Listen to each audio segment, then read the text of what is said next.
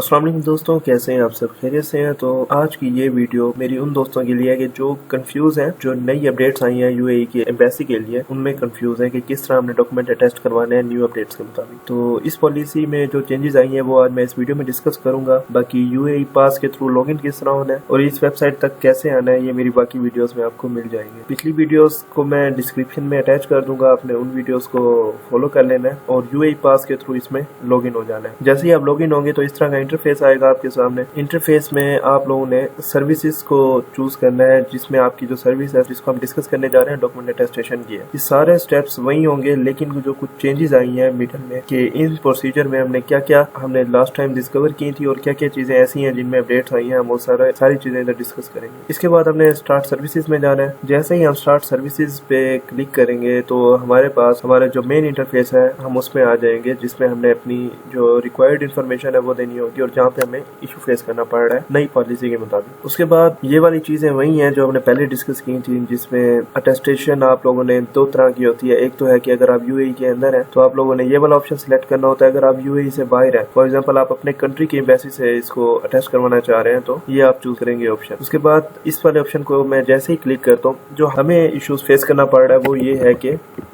जैसे ही मैं पाकिस्तान के लिए चूज करता हूँ, कुछ कंट्रीज के लिए ये रिक्वायरमेंट है, कुछ के लिए नहीं है। जैसे ये इन्होंने यहाँ पे इंफॉर्मेशन दे दी है कि आपके पास न्यू डिलीवरी का ऑप्शन है। अभी उससे पहले हुआ ये था कि वीएफएस डिलीवरी का ऑप्शन आया था। उसके बाद जैसे ही अपडेट हुई कराची मिशन और इसी तरह इस्लामाबाद एम्बेसी का ऑप्शन वापस आ चुका था, तो मैंने उस पर भी वीडियो बनाई थी और वीएफएस पे भी ऑलरेडी वीडियो बना चुका हूँ। लेकिन अभी जो नए ऑप्शन आए हैं मैं उनको भी यहाँ पे डिस्कस करूंगा और इस पे भी वीडियो बना रहा हूँ ताकि आप लोगों की हेल्प हो सके। अब जो मिशन में इशू आ रहा है वो ये आ रहा है कि आपके पास दो मिशन यहाँ पे दिए जाते हैं, एक है वीएफएस का और एक है बीएलएस का। इन दोनों में डिफरेंस क्या है? सिर्फ आपकी डिलीवरी चार्जेस का डिफरेंस है मिनिमम। बाकी इसका भी जो मेन एम है वीएफएस का वो भी अटेस्टेशन है और बीएलएस का भी अटेस्टेशन है। अब है वॉक इन वाली बात। वॉक इन के लिए अभी यूएई ने साशा वालों को भी ये अथॉरिटी उधर से भी हटा दिया है और आप लोग वॉक इन भी अब नहीं करवा सकते और साशा वाले भी इसको अटेस्ट नहीं करवा सकते। आप लोगों ने इन दो ऑप्शंस को भी फॉलो करना होगा। अभी मे भी कुछ दिनों के बाद साशा वालों को अलाउ कर दिया जाए, लेकिन अभी सिर्फ ये दोनों ऑप्शंस मौजूद है। अगर आपको साशा की तरफ से डाउट्स हैं तो आप साशा से भी कांटेक्ट कर सकते हैं, लेकिन अभी तक की अपडेट्स के मुताबिक ये दो सर्विसेज यूज हो रही हैं। उसके बाद अगर मैं एक और चीज है जो कि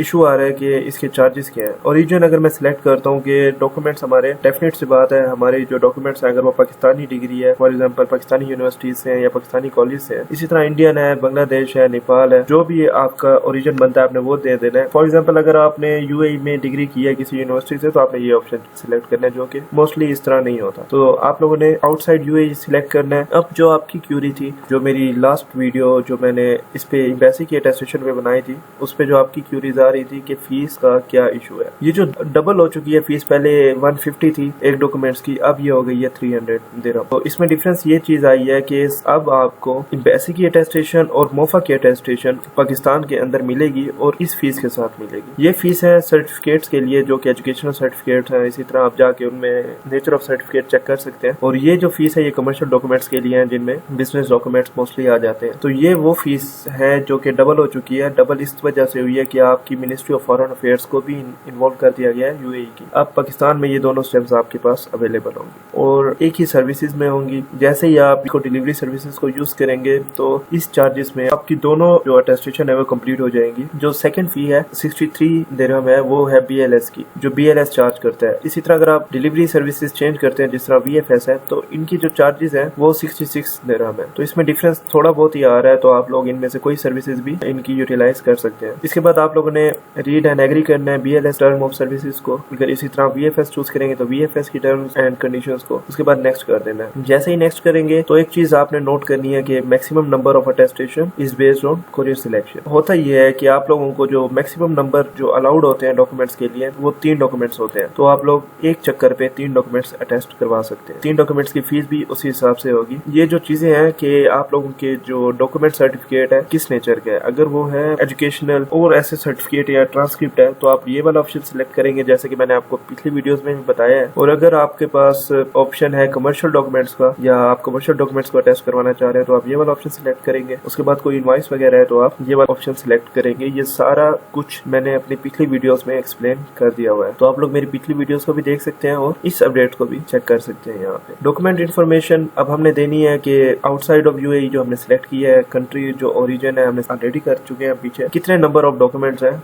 1 है फॉर एग्जांपल। आप लोगों ने डिग्री अटेस्ट करवानी है और वो चीज आपकी, जैसे मैं पिछली वीडियोस में रिपीट कर चुका हूँ, HEC से अगर आप लोगों ने BS की डिग्री अटेस्ट करवानी है वो HEC से अटेस्ट होनी चाहिए और ministry of foreign affair Pakistan से अटेस्ट होनी चाहिए, अदरवाइज एम्बेसी से रिजेक्ट हो जाती है। उसके बाद अगर आप लोगों ने मैट्रिक, FSC इनको अटेस्ट करवाना है या डिप्लोमा को अटेस्ट करवाना है तो आपके रेलिवेंट बोर्ड और जो टेक्निकल बोर्ड है या IBCC है उससे अटेस्ट होना लाजमी है और उसके बाद मोफा पाकिस्तान से अटेस्ट होना लाजमी है। तो यहाँ पे हम यस सिलेक्ट करेंगे क्योंकि हमारी डिग्री मोफा से अटेस्ट है, तो हम ऐड करेंगे। ये हमारा डॉक्यूमेंट ऐड हो चुका है। तो इसकी जो डॉक्यूमेंट की फीस है वो 300 है। वो किस वजह से है तो वो भी मैं एक्सप्लेन कर चुका हूँ। कोई और डॉक्यूमेंट्स है आपने ऐड करना है तो इधर आप ऐड कर सकते हैं। उसके बाद है BLS के लिए, अब जब आपने इन्फॉर्मेशन देनी है डिलीवरी सर्विसेज के लिए, जो अक्सर आवाम को इशू आते हैं कि इसमें अक्सर हमें 2 ऑप्शन दिए जाते हैं। ये मेरा नाम आ गया, ये मेरा मोबाइल नंबर आ गया। आप लोगों ने एक्टिव मोबाइल नंबर और एक्टिव ईमेल देना है क्योंकि बाकी सारी इन्फॉर्मेशन आपको ईमेल के थ्रू ही मिलेगी। उसके बाद आप लोगों ने स्टेट अपनी चूज कर लेनी है, जो भी आपकी स्टेट है, पासपोर्ट के हिसाब से या CNIC के हिसाब से आप लोगों ने ये चूज करना होता है। उसके बाद आप लोगों ने सिटी चूज कर लेना है, सिटी आपका जो भी बनता है। उसके बाद एड्रेस लाइन 1 है, आप लोगों ने